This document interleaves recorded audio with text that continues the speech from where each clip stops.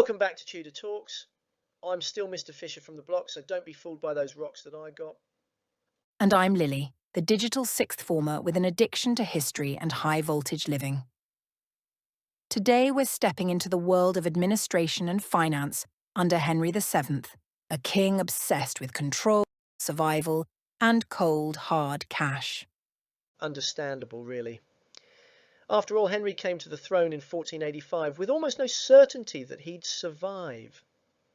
His government and finances weren't just about efficiency, they were tools of survival. Remember that he was so broke in 1485, he even had to borrow the money for his coronation and wedding. Yo diggity, let's get this admin and finance party started. Part 1. Administration. Power through council. Let's start with government. And one word you'll hear a lot today is concilia. That's government by council. But under Henry VII, it wasn't just one council. He built up layers of control. At the top, we have the King's Council, technically a body of about 200 men, but in practice, a small group of trusted advisors did most of the work. Importantly, Henry filled this council not with powerful nobles, but with clerics, administrators and lawyers, men like John Morton and Reginald Bray. These were examples of some of his so-called new men. That phrase comes up a lot in studies of Henry. Can you tell us more about what that means? It indicates that these men depended on the king for their success. They didn't have independent armies or large holdings of land. They were loyal, professional, and crucially controllable. They were promoted on the basis of their abilities and expertise rather than any noble pedigree. Ah, I see. Tell us about the specialist councils that were set up. One of the most important was the Council Learned in Law, run by two more of Henry's so-called new men, Empson and Dudley. Their job was enforcing financial penalties, things like bonds and recognizances, to keep the nobility under control. Not surprisingly, these financial demands made them very unpopular with the nobility. Is it true that Henry also relied on regional councils to extend his authority across the whole country? Absolutely, Lily. Good knowledge. Remind me to renew your warranty after we're through. Henry used regional councils like the Council of the North and the Council of Wales to ensure his law was enforced in the outer parts of the kingdom. Overall, Henry's government was efficient, centralised and highly disciplined. Having said that, there were areas that were never straightforward to control, particularly in the north and the west country.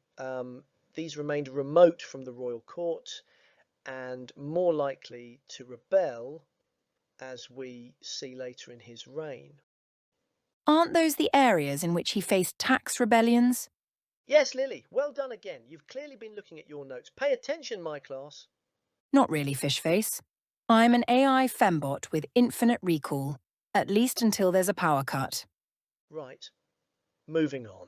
I think it is important to remember that Henry's use of conciliar government could feel oppressive, particularly in the harsh financial penalties extracted from the nobility in his later years. That leads us nicely to part 2.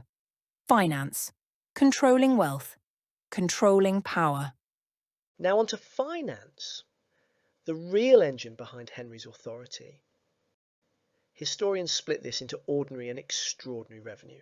So let's tackle each, judging their effectiveness as we go along. We'll begin with ordinary revenue. Meaning? Ordinary revenue refers to the regular expected income a monarch receives each year without needing special permission from Parliament. First up, Crown lands.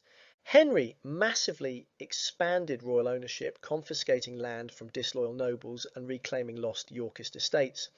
The 1486 Act of Resumption reclaimed all Crown lands that had been granted away since the start of the War of the Roses, but Henry played it smart once again. He did not always act on these claims, as often the threat of this was enough to keep noble families in check and loyal to Henry. And it worked brilliantly. You bet your bottom bucket did. And Henry remained less willing than previous kings to grant this land to friends and families. This maximised is revenue. Income from crown lands soared from about £12,000 a year early in his reign to around £42,000 by 1509. What a turnaround. So, big success.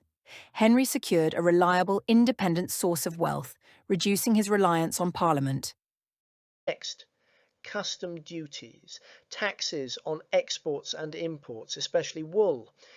The 1496 Magnus Intercursus with Burgundy was crucial here. It reopened trade routes and guaranteed favourable terms for English merchants. Customs income rose from around £33,000 a year to about £40,000 a year. Steady, but not massively growing. Okay, so a solid success, though not a revolutionary one. Then there's feudal dues, the medieval right that Henry exploited fully. He charged nobles for things like inheriting land or marrying without permission. He could also control the estates of heirs under adult age, which allowed the king to manage their lands for his own profit. This was called wardship. Once wards reached adulthood, they would have to pay Henry before taking control of the land. Effectiveness? Financially effective because it pulled in thousands of pounds. Henry maximised the income he got from feudal dues. These weren't anything new. All kings had them, but Henry was particularly efficient in collecting payment. Politically damaging because it fueled resentment, as nobles felt constantly squeezed. In 1487, the income from wardships and marriages was £350, but by 1507 this had risen to £6,000. So effective in restoring the royal treasury, but at the expense of Henry's popularity in the longer term. Correct, Lily. And finally, under ordinary revenue, we have Henry's exploitation of legal dues. Henry made the courts a major moneymaker, using fines instead of imprisonment and execution. Payments came from both common law courts and courts operated by the Royal Council, again effective for raising cash. But it added to Henry's image as a king more interested in revenue than justice. Now let's talk extraordinary revenue. This was the money Henry called in when needed, usually occasional one-off income that the monarch received in special circumstances, often needing Parliament's approval or coming from other non-regular sources. So I guess the first of these was parliamentary taxes. Yes, these were grants traditionally made to finance wars. The problem? Parliamentary taxes could trigger rebellions like those in Yorkshire and Cornwall in 1489 and 1497 respectively. So parliamentary taxes were a necessary evil, but dangerous politically. Yes, so Henry tended to avoid using them as much as possible. What about loans and benevolences, the forced voluntary loans from subjects? Good for short-term cash, bad for long-term goodwill. The voluntary part tended to be ignored. People grumbled but had little choice but to pay up. Henry often demanded these from those whose loyalty he suspected, such as previous Yorkist supporters. So really these had a financial and political purpose. And guess who he put in charge of the debts? Was it the already much hated council learned in the law by any chance? Yep.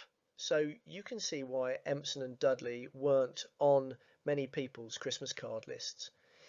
Then there were also clerical taxes, payments squeezed from the church who were exempt from other types of taxation. Yeah, Henry was smart. The church was rich and less likely to rebel, so clerical taxation was a quiet financial success. It usually came in the form of a voluntary gift. But once again, the voluntary side of things was a grey area. Henry also used his right to appoint leading churchmen to raise money by selling offices. For example, he raised £300 for the post of Archdeacon of Buckingham. What about his feudal dues, charged for special royal occasions, like Prince Arthur's knighthood? These were accepted as tradition, so Henry used them with little backlash, a smart, low-risk income stream, as he was insisting on his kingly rights. Again, not popular, but much easier than raising new taxes through Parliament. And last, but definitely not least, can we talk about bonds and recognizances? Aha! Yes, Henry's real weapon for enforcing his authority. These were payments that nobles and others had to make to guarantee their behaviour. For example, the Earl of Westmoreland had to pay £10,000 to Henry following his support for Richard III in the Battle of Bosworth. Over 60% of noble families were tied to him by bonds by 1509. It kept them loyal and made Henry wealthy through the collection of massive fines. However, it could be argued that Henry overused these to increase revenue. As his reign went on, so too did the number of bonds and recognizances. This might suggest he never really felt when it came to his nobility. I'm guessing that this bred deep resentment, particularly in the later years of his reign, when he felt less dynastically secure after the death of his wife and Prince Arthur. Yes, spot on. In these final years of his reign, Henry VII was perhaps bordering on paranoia, and it made his system of government, particularly his new men, increasingly unpopular. In fact, Henry VIII didn't waste any time having Empson and Dudley, who were responsible for enforcing bonds and recognizances, arrested and later executed. For some final thoughts. So, was Henry VII successful in administration and finance? Definitely in the short term, he stabilized a war-torn kingdom, left behind a wealthy monarchy, and created a far stronger platform for his son. I sense a but coming on. But his methods, especially financial ones, were oppressive, and resentment was bubbling dangerously by 1509.